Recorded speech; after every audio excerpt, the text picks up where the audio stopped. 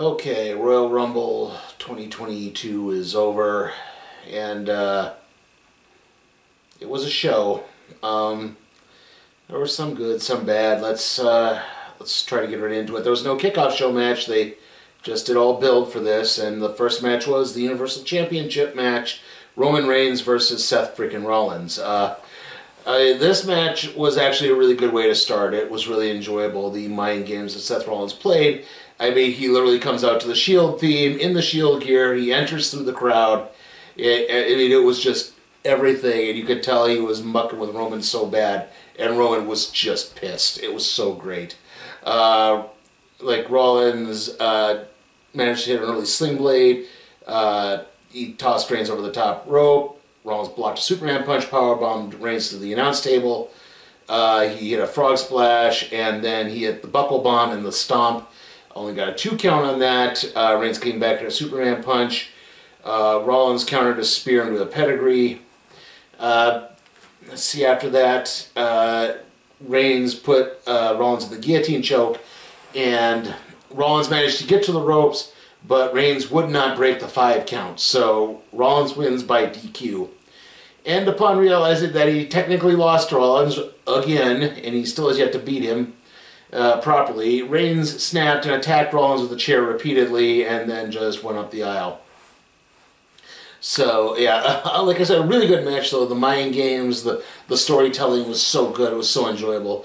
Like, somehow Seth Rollins managed to be a really good heel when he's technically the babyface in the match. And, yeah, he somehow made people really like not liking him, if that makes any sense. And he made Roman even more over as a heel because of the way he snapped and got all that done. Okay, so that brings us into our next match, which was the Women's Royal Rumble match. I'll try to get through as many of these as I can to try to keep this short. So, the first 2 entrants were Sasha Banks, who came out in a Sailor Moon ring gear, and Melina, the first returning legend. And Melina was eliminated pretty much right off the bat after a couple of moves. She got dumped right. She did a couple of quick slaps or something, and Sasha caught her in a back suplex maneuver and dumped her over the top rope.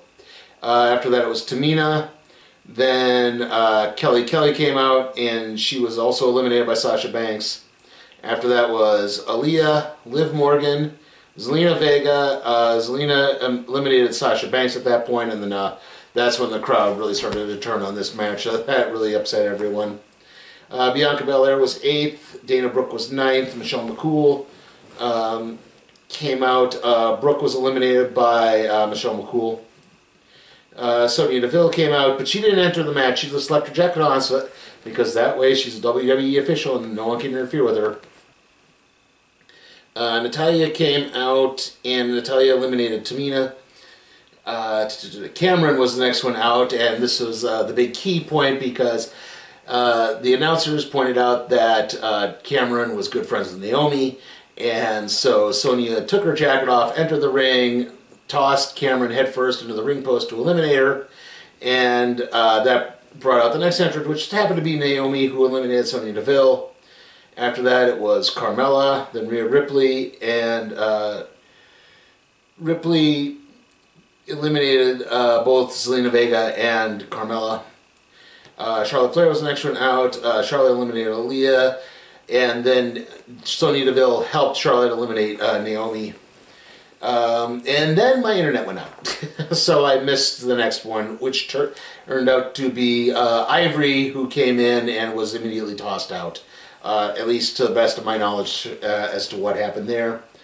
So my numbers are all off, so I apologize here. After that, it was Brie Bella. Mickie James was out next. They did refer to her as the Impact Women's Champion. She eliminated Michelle McCool. Alicia Fox was out next. After that came Nikki ASH. Summer Rae came out. She was eliminated by Natalya and Charlotte.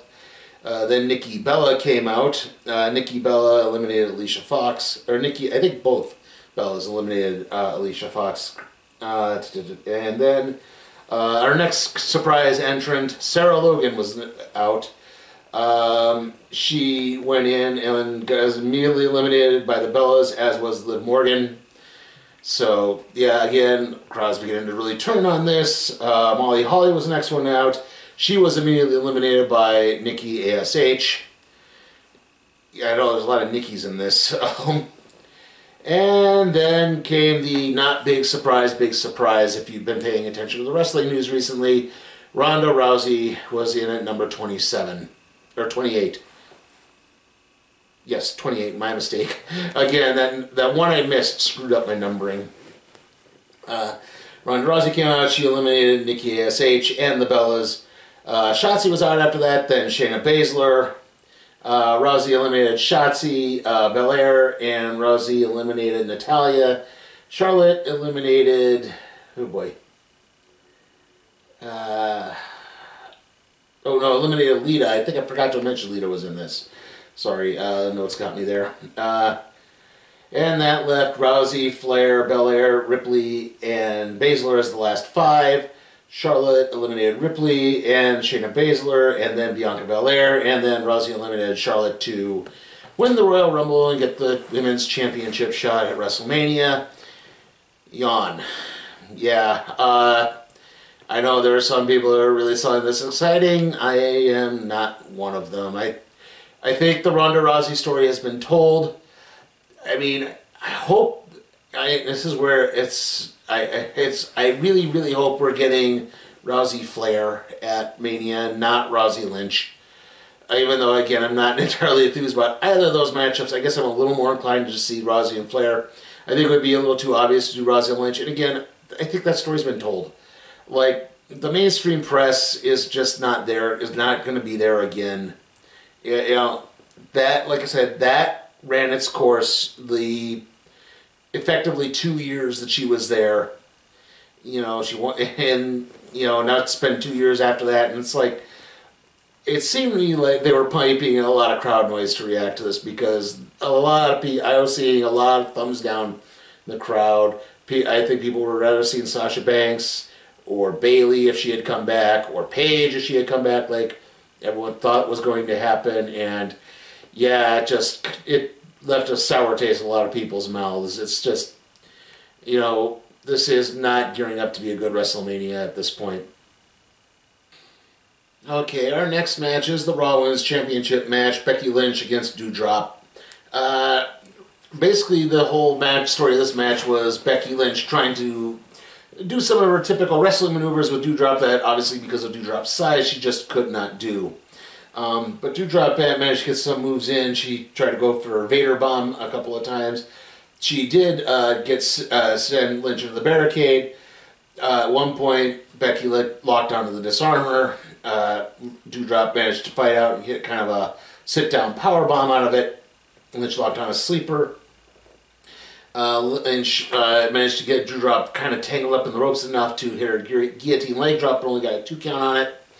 Doudrop came back, hit her running senton. Again, kept going for it. She hit her corner splash. She tried again to go for the Vader bomb. Lynch managed to block it. At one point, another Doudrop hit her big cross body, pulled Lynch into the corner, but Lynch managed to get out just enough time to get into position to hit a manhandle slam off the second rope for the 3 count and the victory. Not a bad match. Really well done. At least made Doudrop look credible.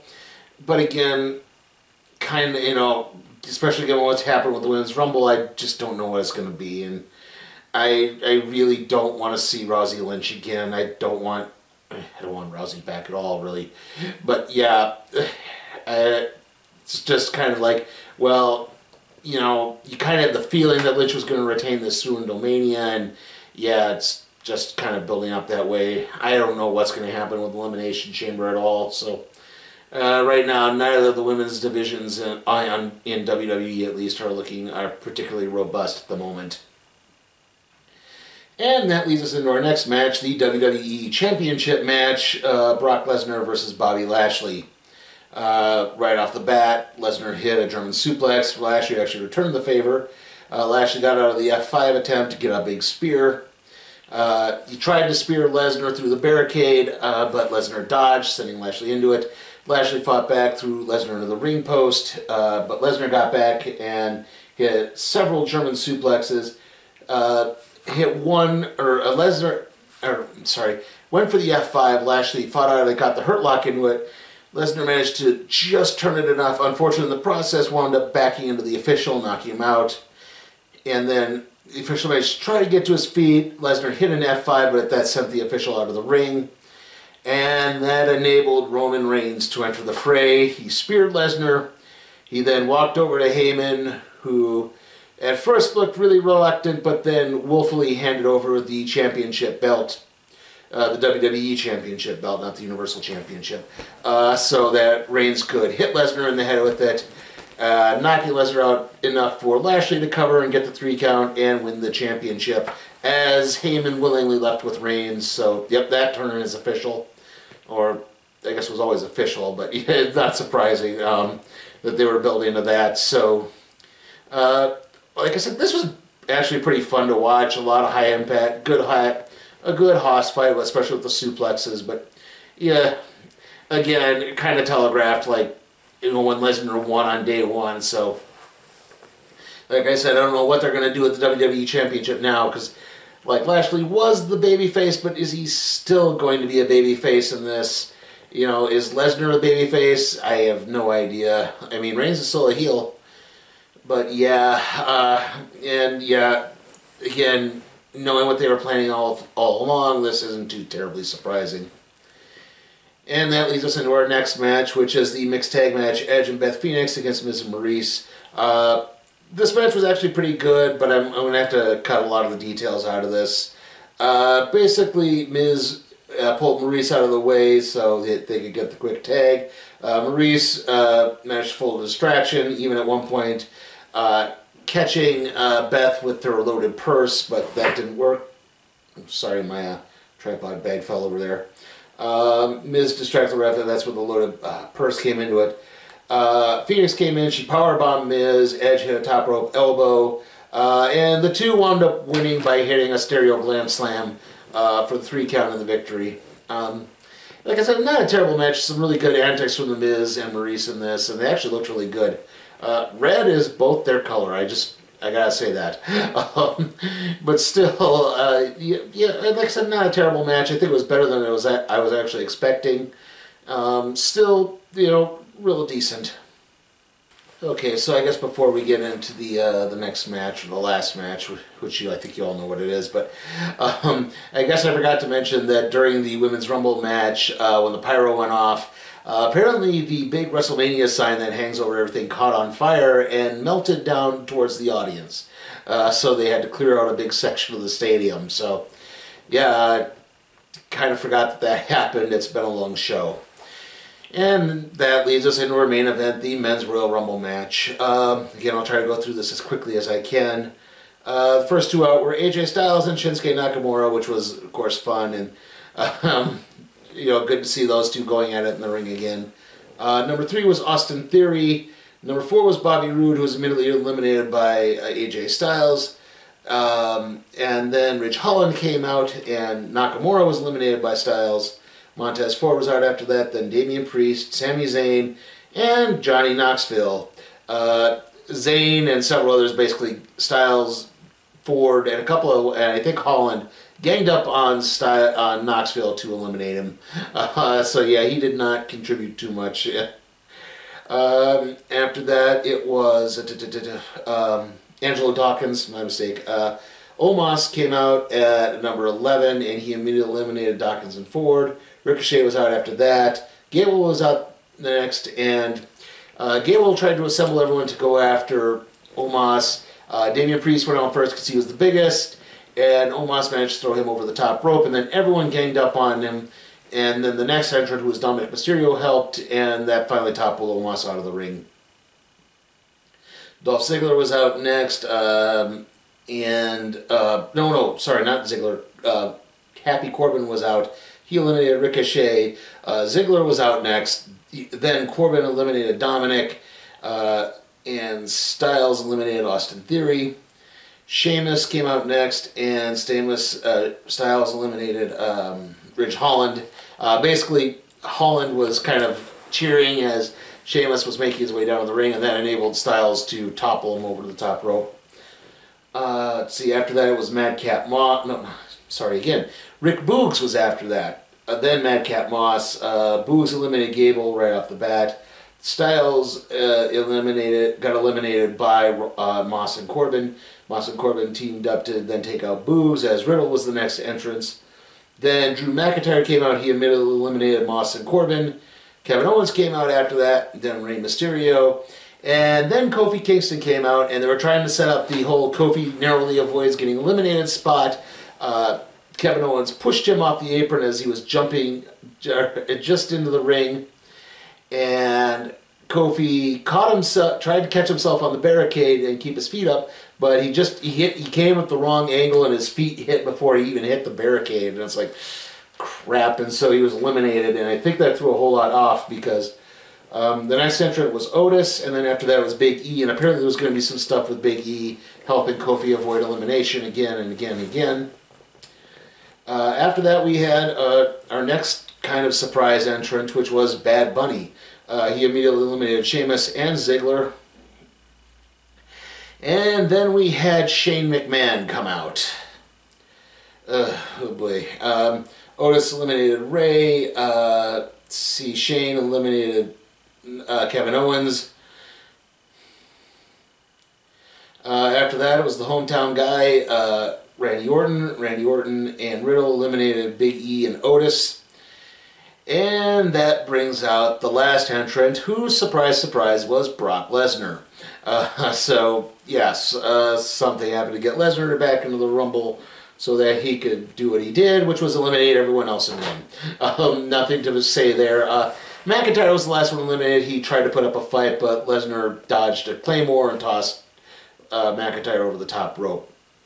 The end. So, yeah. I mean, I guess now they can have Lesnar versus Reigns at Mania. Yeah, you could tell this was a bit of a dud.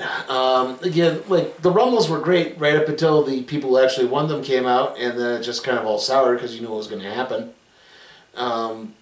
You know, just really, really disappointing Rumbles in, you know, what was overall a decent Royal Rumble show. Unfortunately, when the Royal Rumble is the not best part of the Royal Rumble, yeah, it's really bad, unfortunately, and I really, really have to just lose a lot of points with this one. I'm going to be, I know I'm probably being a little too generous with this, but I'm going to give it a C. It was just average. It was fine, and it was long.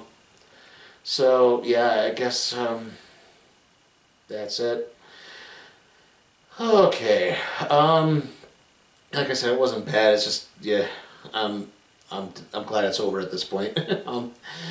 Anyway, let's see. The next video, it's probably going to be another Madden video going into a few more things going on there. After that, it'll be the rest of the Book of Boba Fett will be out after that, and then the random trade review on Spider-Man. Spider-Man, phone went off, sorry. In a couple of weeks after that. At some point, we'll probably be back in the movie with a movie at some point too. It's going to be Death on the Nile because that's the next one coming out. Let's see. I'm trying to think of what was the next thing I was going to say. Our next wrestling show. Technically, Elimination Chamber would be the next WWE show, but that's Saudi show, and I don't do Saudi shows because they've all been terrible. So, yep, I skipped the Saudi shows. I learned my lesson. And instead, there's another show on February 19th, which has intrigued me a bit more. If you saw my Madden thing, you heard me talk about it. I've been watching a lot of Impact Wrestling again, and so I'm going to watch Impact Wrestling No Surrender for the next wrestling recap and review. So we're finally going to be branching away from WWE and NXT, so we got that. Hopefully I can do that a little bit more. See you all next time.